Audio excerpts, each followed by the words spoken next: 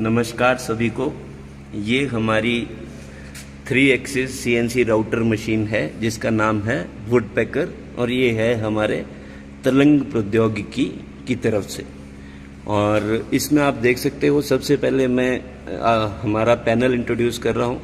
तो RYB button है जो आपको दिखाएंगे कि पीछे से आप जो आपका पावर इनलेट है वहाँ से बिजली आ रही है कि नहीं आ रही है। उसके बाद जो है हमारा सिंपल प्रोसेस है कि हमने इमरजेंसी बटन हटाना है और इमरजेंसी बटन हटाने के बाद हमने इंडिकेटर पुश बटन दबाना है। अब जैसे ही हम ये दबाएंगे हमारा DSP कंट्रोलर ऑन हो जाएगा और इतना सिंपल है। इसमें प्लग प्ले है, तो जैसे ही आपको मिलेगा आप एकदम निश्चिंत होके इसको चला सकते हैं। और इसका जो इलेक्ट्रिकल सर्किट है वो जो है वो पूरी तरह प्रोटेक्टेड है किसी भी ओवर करंट के लिए। जो इसमें जो भी पार्ट्स लगे हैं वो श्नाइडर इलेक्ट्रिक के हैं और जो ट्रांसफार्मर लगा है वो कॉपर बेस्ड है और जो हमारी VFD है वो उसकी 1000 हर्ट्ज तक फ्रीक्वेंसी जा सकती है, बल्कि हम सिर्फ 300 हर्ट्ज तक रखते हैं ताकि 18000 RPM हमारा रीच हो जाए। वो क्यों है वो भी मैं अभी आगे आपको बताऊंगा। तो कंट्रोल पैनल से हम आगे चलते हुए मशीन की बॉडी की तरफ आते हैं। तो अब जो है आप देख रहे हैं ये हमारी Y एक्सिस है जो ऊपर से नीचे जाती है और ये हमारी X एक्सिस है जो हमारा ये हमारी Y एक्सिस है जो हमारा पूरा ट्रैवल Y में करती है और ये हमारी X एक्सिस है जो अभी मूव कर रही थी। अब जो है वो हम जो है वो XYZ होम करते हैं ताकि हमारी मशीन जो है वो पूरी XYZ होम में आ जाए। तो अब ये जो है वो Z एक्सिस होम में जा रही है। होम में जाते ही वो रुक जाएगी और Y एक्सिस में ये अपने प्रॉक्सिमिटी सेंसर के साथ में लग के होम हो जाएगी। उसके बाद अब X एक्सिस जो है वो आगे चल के अपने प्रॉक्सिमिटी सेंसर के साथ होम में मिल जाएगी। अब ये तो थी इसकी वर्किंग कंडीशन और मैंने इसके अभी आपको कैरेक्टरिस्टिक्स नहीं बताए हैं जो कि इस मशीन की USP है। इस मशीन की USP जो है वो है कि हमारी गेंट्री जो है वो कास्ट है और इसका डिज़ाइन जो है, इस गेंट्री का डिज़ाइन जो है उसके लिए हम पेटेंट जो है अभी फाइल कर रहे हैं, क्योंकि इसका डिज़ाइन जो है वो उसमें जो उसकी फर्स्ट नेचुरल फ्रिक्वेंसी है वो 300 हर्ट्ज से ज़्यादा है। इसका मतलब ये है कि आपकी 18000 RPM से पहले वाइब्रेशन कभी भी ज़्यादा नहीं होगी। अब ये जो है ये हमारा गेंट्री का जो स्ट्रक्चर है, ये हमारा स्ट्रक्चर IIT रोपड़ के कैमराज के साथ में वाइब्रेशन के लिए टेस्ट किया जा चुका है। तो जो हमारे हाई स्पीड कैमराज होते हैं वो इस तरीके का पेंट लेके हमारी पिक्चर्स लेते हैं और दिखाते हैं कि किस जगह कितना वाइब्रेशन हो रही है। तो इसमें जो है वो वाइब्रेशन बहुत कम है और इतने हैवी मैकेनिकल स्ट्रक्चर के कारण ये वाइब्रेट नहीं होती और इसके कारण आप लकड़ी में एनग्रेविंग, जाली काटना है MDF में या MDF में एनग्रेविंग, या तो फिर आप शीशे में अलग अलग डिज़ाइन डालना चाहते हैं। यहाँ देखिए पैरामाउंट का डिज़ाइन जो है ये बना हुआ है। तो आप चाहे शीशे में डिज़ाइन चाहे आप लकड़ी में जो है वो कुछ भी चाहते हैं, जो भी है वो इसमें प्यार से बनाया जा सकता है क्योंकि इस मशीन की स्टेबिलिटी इतनी है।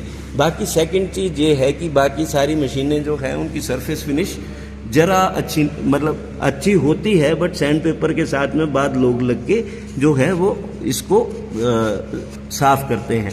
बट अगर आप इस मशीन की सरफेस फिनिश देखोगे तो आपको ऐसा लगेगा कि MDF की टॉप सरफेस और MDF की बॉटम सरफेस के साथ में कोई अलग ही नहीं है, एकदम सेम सरफेस है इसकी। और इसका जो है वो वेस्ट बोर्ड यहाँ है।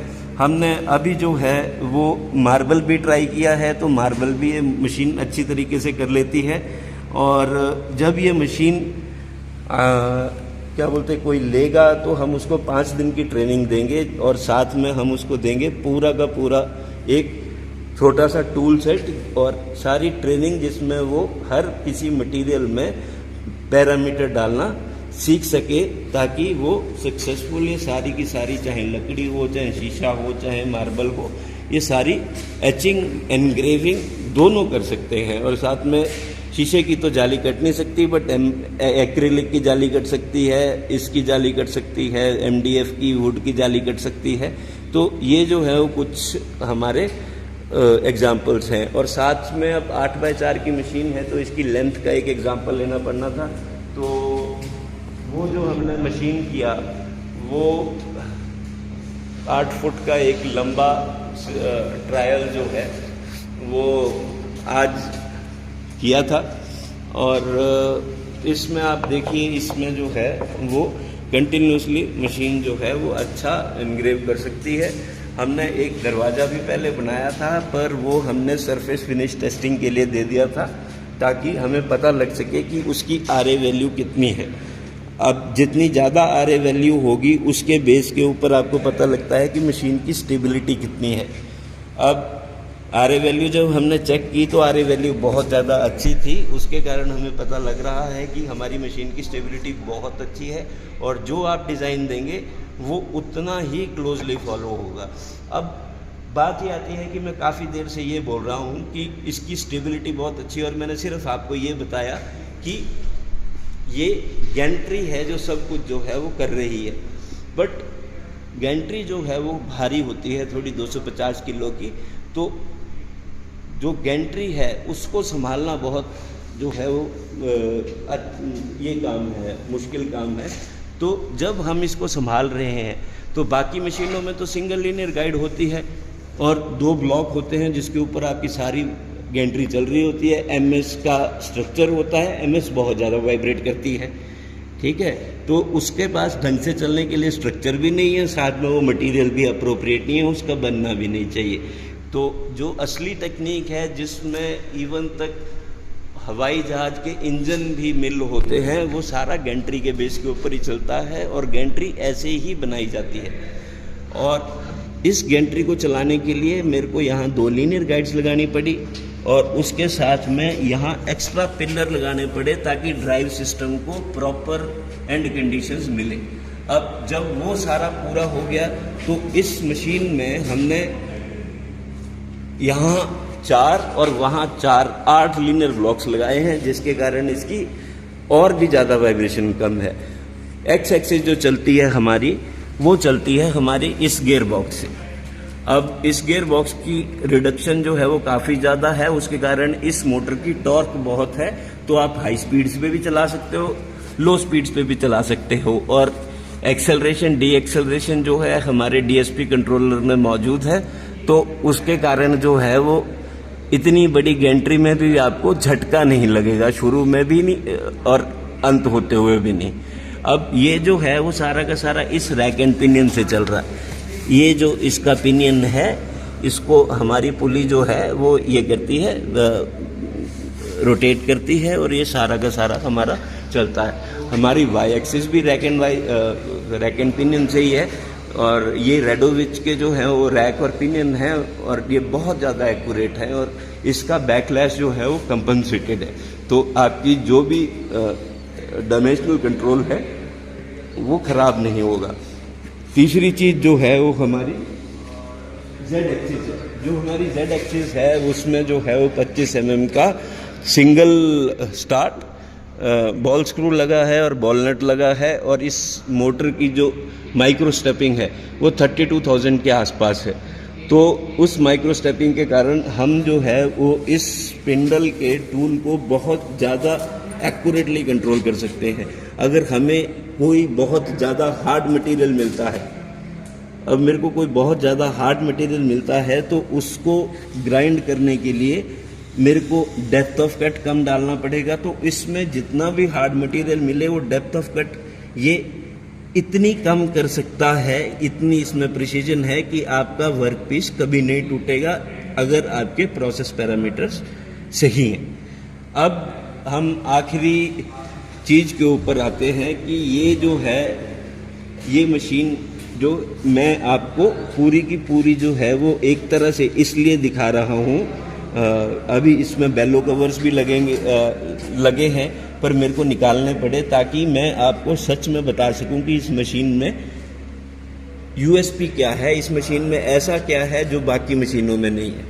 तो इसलिए मैंने कवर हटा दिए हैं सारे, ताकि आप देख सकें कि ये 2 लीनियर गाइड और 4 जो है वो लीनियर ब्लॉक के साथ वो एकदम जम के चल रहा है। उसके साथ में ताकि मैं ये भी दिखा सकूं आपको कि गियर बॉक्स में रिडक्शन जो है वो काफ़ी ज़्यादा है, तो आपको कभी ऐसा नहीं होगा कि आपको टॉर्क के कारण, कम टॉर्क के कारण प्रॉब्लम पड़ रही हो। अब साथ में अगर हम यहाँ ये आ जाते हैं तो ये बहुत ही रिलायबल प्रॉक्सिमिटी सेंसर हैं जो हमारी मशीन को होम करते हैं और उसके बाद जो है वो डीएसपी कंट्रोलर से हम कंट्रोल करते हैं। अब ये जो है वो हमारी क्या बोलते हैं, ड्रैग चेन है, और ड्रैग चेन जो है वो पूरा का पूरा आपके जो आपकी केबल्स हैं जो आपका पूरा मोटर चला रही हैं उनको एक साथ इकट्ठी नहीं होने देती।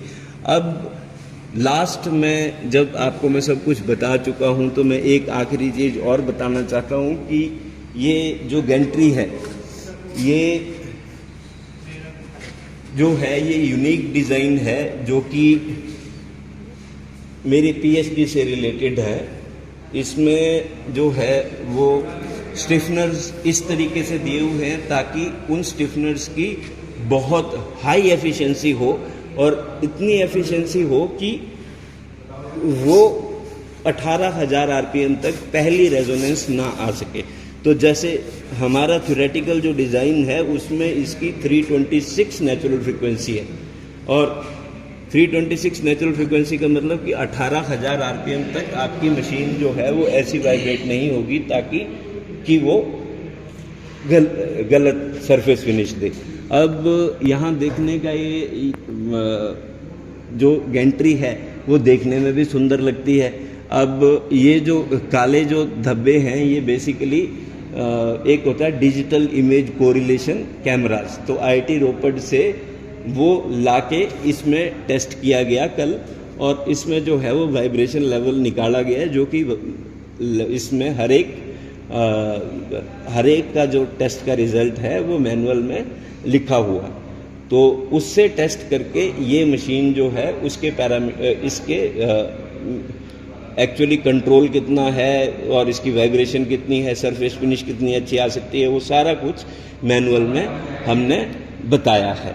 तो ये रही हमारी मशीन। इसमें जो है वो हम एक चीज़ बोल सकते हैं कि ये बहुत स्टेबल मशीन है, और कोई भी मशीन जो सिर्फ लकड़ी के लिए बनी है उस मशीन से ये मशीन जो है वो 10 गुना स्टेबल है, और कम से कम जो है वो उस मशीन से 5-7 साल जो है ये बिना हिले, बिना वाइब्रेशन दिए आराम से निकालेगी, ताकि आपको जब आप अपना डिज़ाइन बनाएं तो आपको जो है वो एक डिज़ाइन बनाने के बाद आधा घंटा उसको साफ करने में ही ना लगाना पड़े।